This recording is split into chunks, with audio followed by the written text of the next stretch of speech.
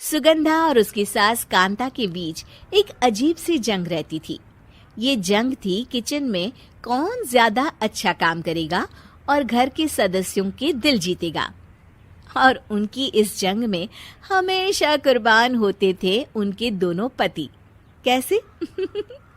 आइए देखते हैं इस किचन पॉलिटिक्स की कहानी में। एक दिन किचन में, माँ जी, आज मैं बना रही हूँ मेथी की सब्जी। इस खाने से घर वालों के पेट की सारी समस्या खत्म हो जाएगी।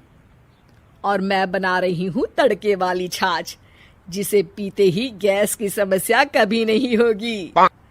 दोनों अपने अपने खाने को लेकर टेबल पर पहुंच जाती हैं।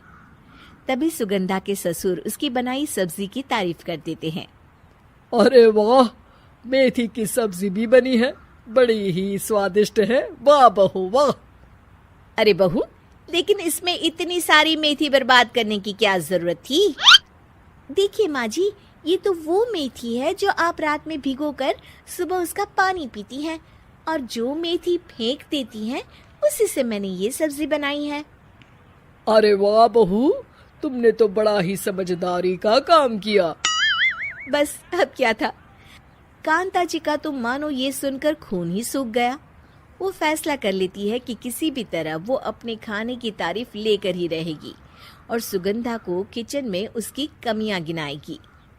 कांता फ्रिज खोलकर देख रही होती है और फिर सुगंधा से कहती है, अरे बहू, ये क्या, पूरा फ्रिज गंदा पड़ा है। तभी वहां सुगंधा का पति आ जाता है।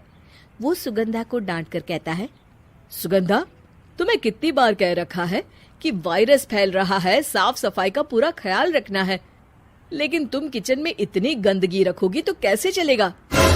सुगंधा सास की तरफ देखती है जहां वो मुस्कुरा रही होती है। सुगंधा समझ जाती है कि सास ने उससे बदला लेने के लिए ये सब किया है। दोनों रात के खाने की तैयारी में लग जाती हैं।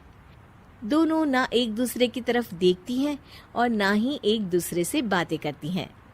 रात को खाने की टेबल पर एक एक कर दोनों कई तरह के अलग अलग व्यंजन टेबल पर लगा देती हैं और अपने अपने पति के पास जाकर खड़ी हो जाती हैं।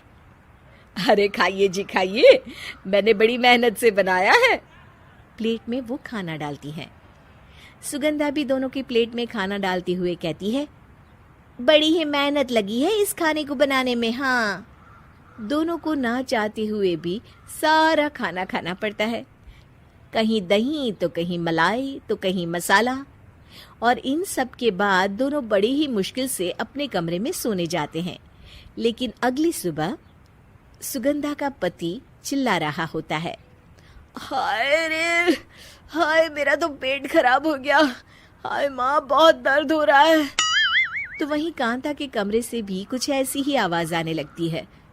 हे भगवान, इस सास बहू की लड़ाई हमारी जान लेकर रहेगी। जाओ कोई डॉक्टर को बुला कर लाओ। डॉक्टर आते हैं। दोनों को देखकर कांता और सुगंधा से कहती हैं, देखिए, आप दोनों इन्हें खाने में हल्का ही दीजिएगा। हो सके तो रात का खाना जल्दी खाया करे और वॉक किया करे। इतना कहकर डॉक्टर वहां से चले जाते हैं। जिसके बाद एक बार फिर से दोनों बहुएं किचन में जाती हैं और खाना बनाने में लग जाती हैं। रात में खाने के टेबल पर दोनों एक बार फिर से खाना लगाने लगती है।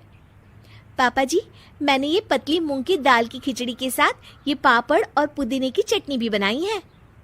अरे बहू, अभी अभी बेचारे पेट की बीमारी से गुजरे हैं, इतना भारी खाना तो डॉक्टर ने भी मना किया है ना। देखिए, मैंने आप दोनों के लिए सूप बनाया है। और दोनों उन लोगों की प्लेट में खाना डालने लगती हैं। तभी दोनों एक साथ बोल पड़ते हैं, बस करो, हमें माफ करो, हमें नहीं खाना इस घर में ना खिचड़ी और ना ही सूप। हम इंसान हैं, एक वक्त में एक ही खाना खा सकते हैं। बस करो, हमें माफ करो, हमें नहीं खाना इस घर में ना खिचड़ी और ना ही सूप। हम इंसान हैं, एक वक्त में एक ही खाना खा सकते हैं। इतना कहकर वो दोनों वहां से चले जाते हैं। कहानी का अंत। आप लोग उम्मीद कर रहे होंगे कि अंत में सब ठीक हो जाएगा।